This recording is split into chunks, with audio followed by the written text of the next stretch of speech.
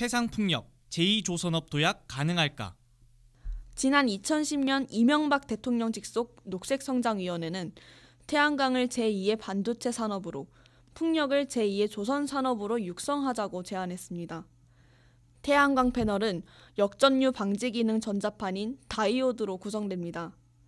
반도체의 한 종류이기 때문에 한국의 반도체 기술 경쟁력을 활용할 여지가 있다고 본 겁니다.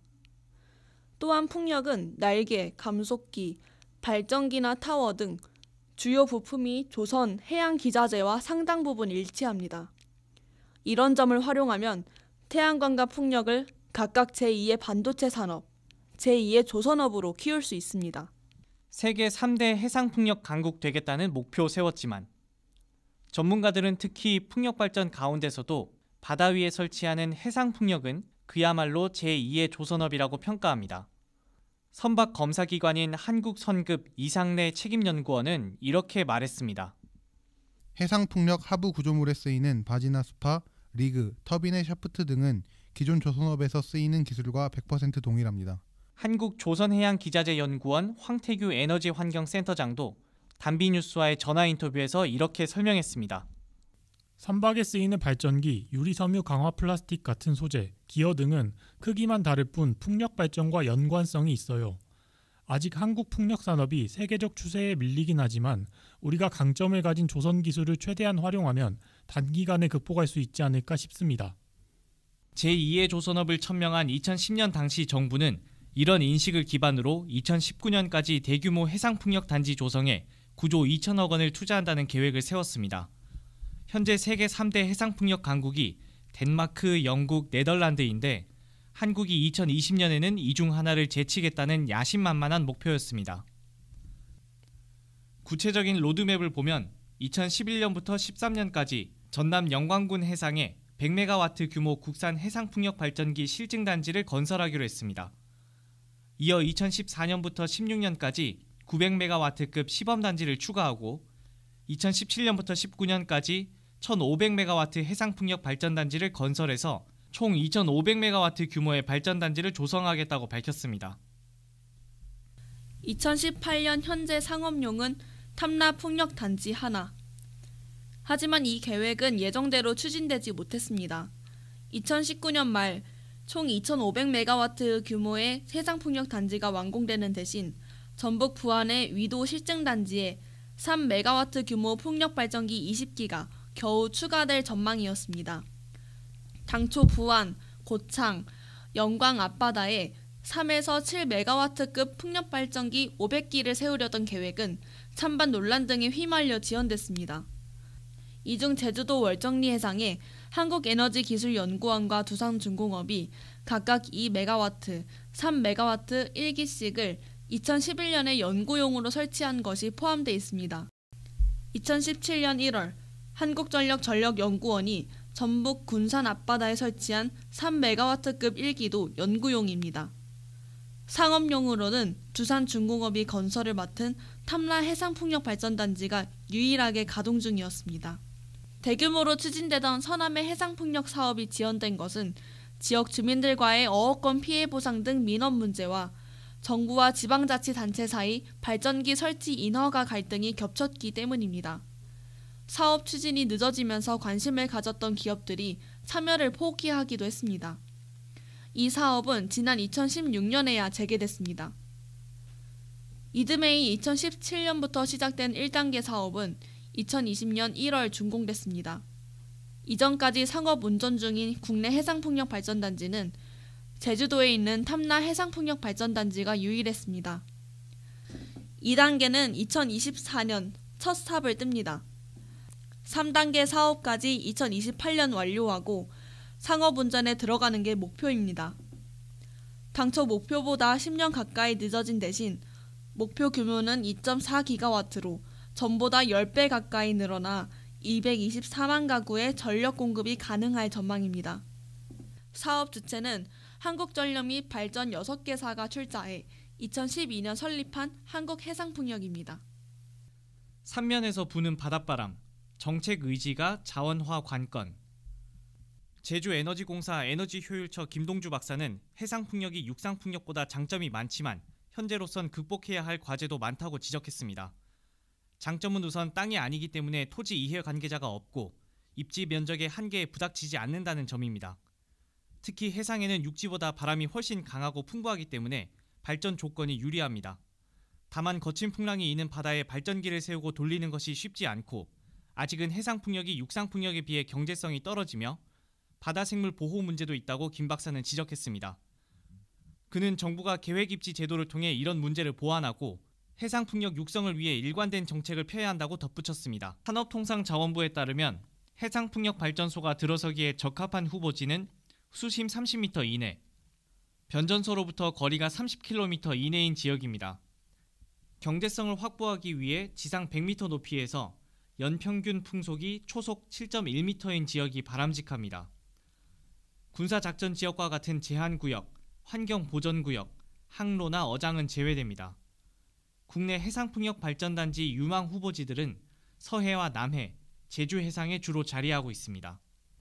그런데 제주 등에서 최근 해상풍력단지 사업이 잇따라 무산될 만큼 실질적인 추진은 쉽지 않습니다. 제주대 대학원 풍력공학부 허정철 교수는 이렇게 설명합니다.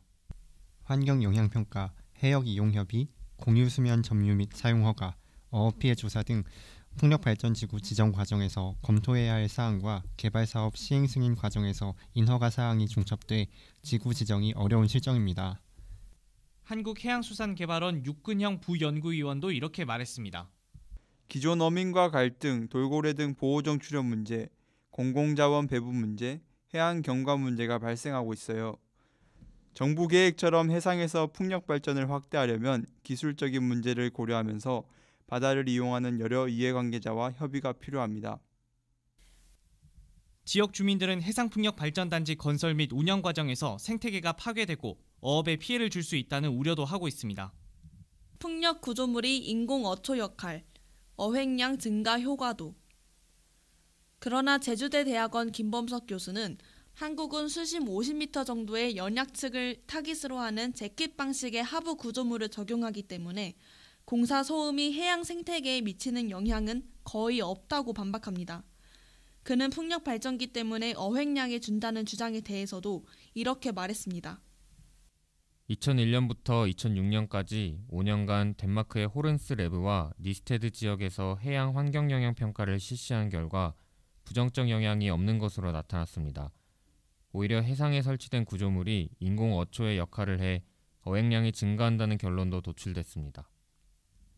경제성을 따져보면 우리나라의 경우 풍력이 아직 다른 에너지원에 비해 떨어지는 게 사실입니다. 풍랑이 거칠게 이는 바다에 발전기를 세워야 하기 때문에 해상풍력은 육상풍력에 비해 경제성이 떨어집니다. 블룸버그 뉴 에너지 파이낸스에 따르면 2018년 한국의 에너지원별 균등화 발전 비용은 메가와트 시당 풍력 99에서 155달러, 태양광 106에서 151달러, 액화 천연가스 복합 89에서 96달러, 석탄은 58에서 66달러 등으로 나타났습니다. 2018년 2월 에너지경제연구원이 한국전력거래소에 제출한 최종 보고서에 따르면 2017년 기준 한국의 원전 균등화 발전 비용은 메가와트 시당 약 55에서 61달러입니다. 그러나 2018년 전 세계 평균 균등화 발전 비용은 메가와트 시당 원전 99.1달러, 태양광은 66.8달러, 육상풍력은 52.2달러로 풍력이나 태양광이 원전보다 저렴한 것으로 분석됐습니다. 전문가들은 정부가 풍력 연구개발을 지원하고 신재생 에너지 공급 인증서 거래에서 가중치를 합리적으로 산정하는 등 정책 의지를 보여준다면 해상풍력의 경제성도 빠르게 개선될 수 있을 것으로 전망합니다.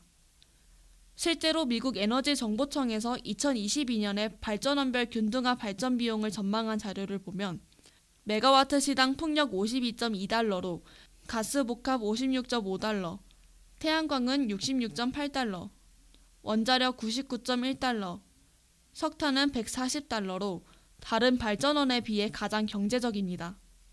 한국풍력에너지학회의 국내외 풍력발전 산업 및 기술 개발 현황 2018년 기술 보고서는 해상풍력 산업에 정부가 연구개발 투자를 확대하면 풍력의 기술 습득 합승률이 태양광과 같은 10%대로 증가할 것이라고 봤습니다.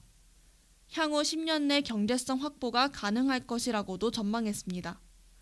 학습률이 10%라는 것은 누적 설비 용량이 2배가 될 때 가격은 10% 하락한다는 의미입니다.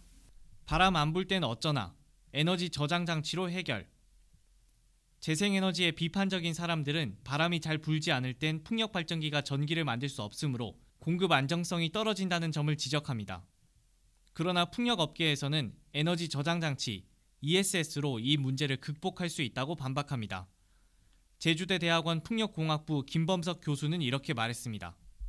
아직은 에너지 저장 장치를 추가 설비할 때 초기 투자 비용이 상승한다는 단점이 있지만 기술 개발과 양산 체제를 구축하면 가격이 지속적으로 하락할 겁니다. 풍력이나 태양광 등 재생에너지원으로 만든 전기를 저장하는 장치는 미국의 테슬라와 제너럴 일렉트릭이 앞서가고 있습니다. 우리나라의 삼성 SDI도 2018년 캘리포니아 지역 전력 공급망 구축 프로젝트에 참여하는 등 역량을 키워가고 있습니다. 한국풍력산업협회에 따르면 2017년 12월 기준 육상과 해상을 포함해 한국 전체에 설치된 풍력발전기는 총 573기, 설비 용량은 약 1140메가와트입니다. 이 중 덴마크의 풍력터빈 제조사 베스타스가 점유율 1위를 차지하고 있습니다. 한국 업체인 두산중공업과 유니스는 각각 2위, 3위를 차지하고 있습니다. 과거에는 현대중공업, 대우조선해양, 삼성중공업 등도 풍력터빈 시장에 도전했으나 조선업 불황 등의 업계 여건과 불확실한 수익성을 이유로 시장에서 철수했습니다. 2017년 국내 기업 중 풍력발전 시장 점유율 1위였던 두산중공업 커뮤니케이션팀 이성민 과장은 국내 풍력산업이 아직 걸음마 단계라고 말합니다. 그는 단비뉴스 전화 인터뷰에서 이렇게 설명했습니다. 두산중공업도 해상풍력을 중심으로 국내 실적을 쌓고 해외 시장 진출을 추진하고 있지만 회사 매출 중 풍력 발전이 차지하는 비중은 아직 화력, 원자력 등 기존 에너지에 비하면 미미한 수준입니다. 두산중공업과 사업 규모가 비슷한 유니슨의 언론 담당 권수진 과장도 2018년 단비뉴스와의 인터뷰에서 이렇게 말했습니다. 국내 풍력 산업은 해외 업체에 비해 아직 실적이 부족하고 가격 경쟁력도 약합니다. 정부가 재생에너지 3020 정책을 발표했지만 기업 입장에서는 여전히 불확실성이 많습니다. 민원 문제나 입지 규제, 산업부와 지자체 간 불협화음 등 쌓인 현안이 많죠. 과거에 삼성중공업이나 현대중공업, 대우조선해양 같은 굵직한 조선 기업들이 풍력 사업을 추진하다가 철수한 것도 이런 이유 아니겠어요? 앞으로 정권이 바뀌어도 에너지 전환 정책이 일관되게 추진돼야 국내 풍력 산업이 커지고 국제 경쟁력을 갖출 수 있을 겁니다.